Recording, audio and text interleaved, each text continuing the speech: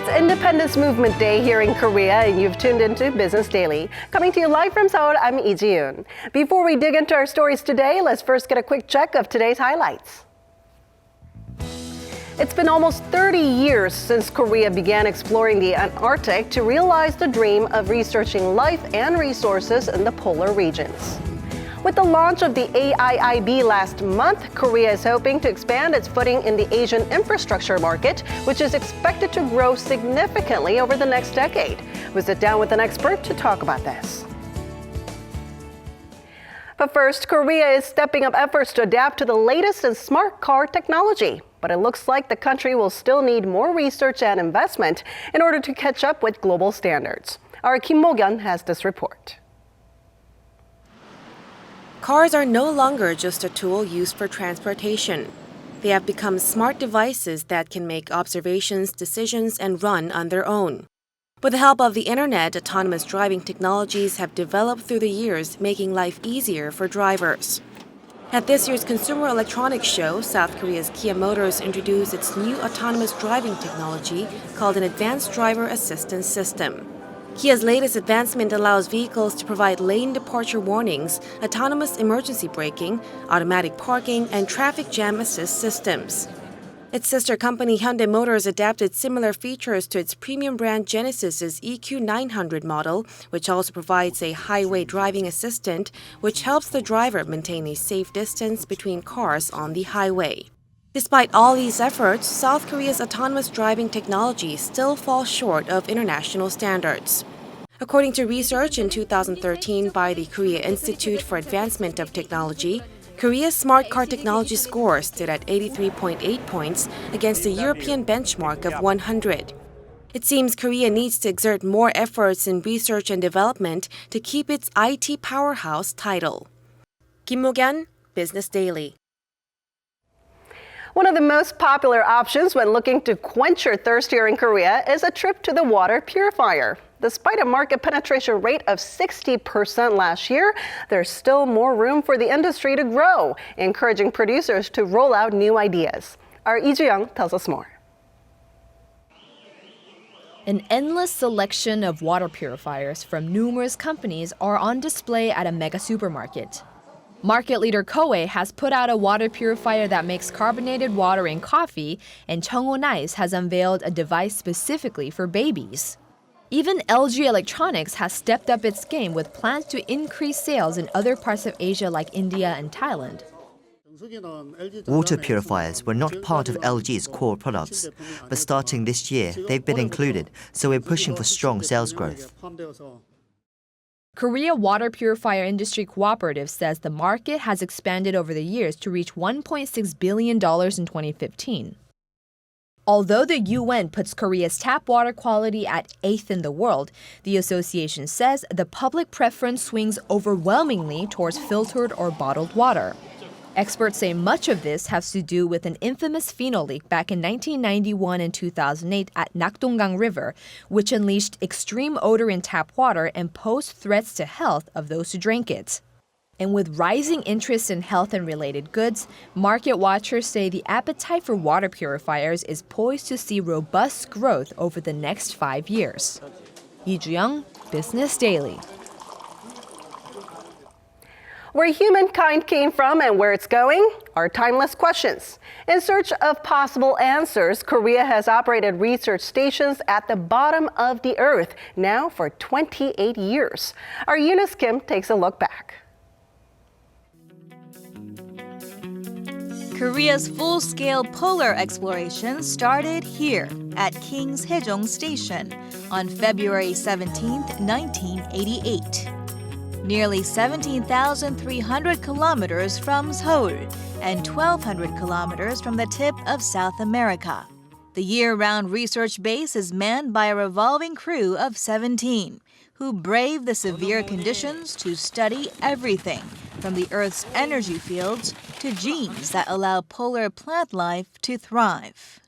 저는 계속 추운 곳에 생활을 해서 그런지 사우나에 가서 몸 좀 녹이고 싶습니다. South of King's Haejong Station, a second research post was opened 2 years ago. Changbogo Station is located in Victoria Land, where temperatures can drop down to minus 50 degrees Celsius. A crew of 16 conducts scientific research here, traversing territory as far as 400 kilometers away.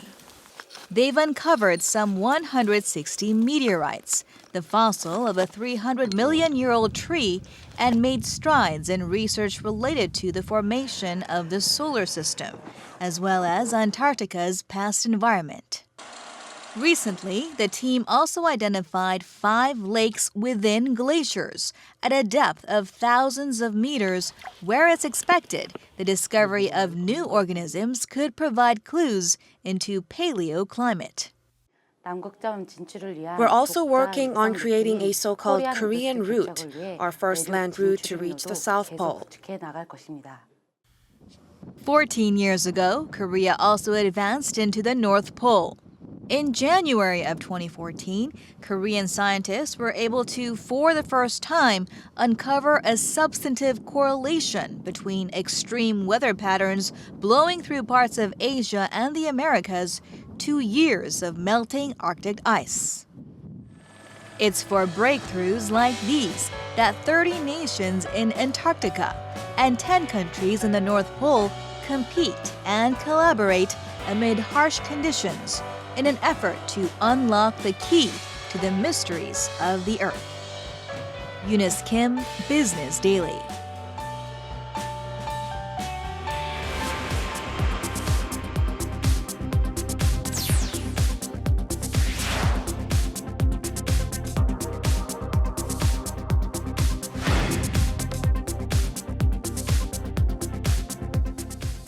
The Korean government announced last week that it will set up a consultative body made up of state-run policy lenders and private financial firms to help local businesses win more projects launched by the Asian Infrastructure Investment Bank, which officially took off in January. Take a look. As the global economy continues to slow, Korean exporters are still struggling with slumping demand. So with hopes of finding a new window of growth for the local economy, the Korean government is looking to tap into the Asian infrastructure market to help offset negative effects stemming from external risks. Across Asia as a whole, analysts estimate that some $8 trillion will be committed to infrastructure projects over the next decade. This is why the Korean government is also hoping to raise the country's market share to 20% from the current 11.8% by the year 2020. And just last month, the China-led Asian Infrastructure Investment Bank officially kicked off. The chair of Korea Development Bank was named a vice chief of the bank, and this has raised hopes that Seoul will be able to expand its influence in the global organization. In order to live up to those expectations, the government has committed to an $8.1 billion trust fund to help local firms take part in AIIB projects. So what other steps can Korea take to become a frontrunner in the $8 trillion Asian infrastructure market? And to tell us more about this, Professor Joon from the Catholic University of Korea joins us in the studio today. So good to see you, Professor. Happy to be here. All right, so it's been over a month since the AIIB officially launched last month, and there were a lot of expectations over this launch. So what kind of changes have you seen in the Asian infrastructure market since the launch? Well, not much yet. They did start business on January 16th, but they have the presidents, some vice presidents, and board of governor, but they don't really have people underneath them. So they don't have a lot of people running the store right now. So it's going to be a while before they can hire a lot of capable people and they can actually look at the project and approve them. They hope to have their first projects approved by sometime in early 2016, but it's going to be about 3, 4, maybe even 6 months before they start really approving projects. Now, there are a lot of talks over how the Asian infrastructure market has a lot of growth potential. Now, exactly what is the estimated economic value of the market? Okay, well, people estimate that the global infrastructure requirement is about $700 to $800 billion per year, and maybe somewhere between 40 and 50% of that will be in Asia because Asia is the big growing economy right now. On the other hand, there's a lot of different multinational banks who are working already, so ADB and World Bank is already there. And AIIB, compared to them, is still a relatively small player. So it's going to be very helpful in developing the infrastructure market, but they're not going to be the biggest kid on the block. But then considering China's economic slowdown along with growing external risks, there are concerns that the infrastructure market will have a hard time being vitalized. That's probably going to be true for China for the next maybe 2 or 3 years. They may have overinvested in construction in the last few years, but there's the Southeast Asia, the ASEAN countries. There's the Central Asian countries which have not really been developed fully yet.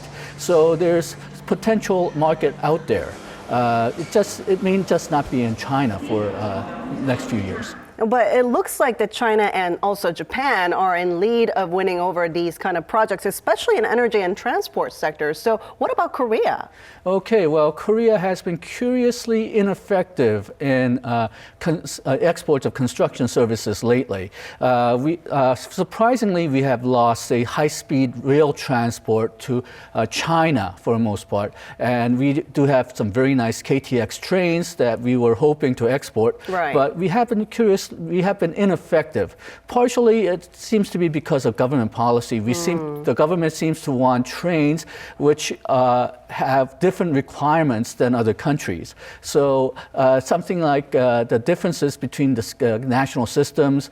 Also, Korean companies tend to be more expensive than Chinese companies. So things like that are hindering exports of construction services. All right. Now, there's also high hope for Asia's potential infrastructure market to more than $8 trillion. Wow, especially now with the launch of the AIIB. Now, it's probably going to take a while, though, before this is all realized. Exactly. Right now, it's a global recession, so it's not going to...